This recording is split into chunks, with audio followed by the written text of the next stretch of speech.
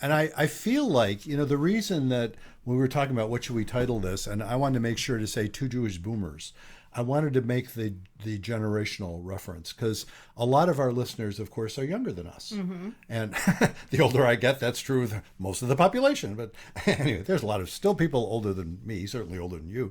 But no, a lot of our listeners aren't boomers. And that's a significant thing because, well, why don't you talk about your experience growing up? What did you learn about Germany as a kid? What were your thoughts? I just kind of picked up bits and pieces here and there. It's like when we were kids and when you'd play cowboys and Indians, we also played Nazis and Allies. That was, one of the games that we played on the block. It was World War II. And, I'm 4 or 5 years old. I had no idea what Nazis and Allies were.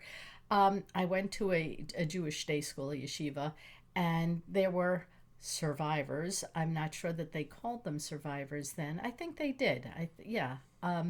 But I would hear things like, "Oh, he was in the camp," or "She was a survivor," and nobody explained what it was. It was like, it's like, okay. And actually, I didn't know, but I didn't want to seem stupid. I was pretty stupid, so I didn't ask. And I guess when I was about 10 or 11, one of my girlfriends said to me, "Well, you've seen the numbers on your Dr. Gorski's arm," and I said, "No, I didn't." She said, "Well, I And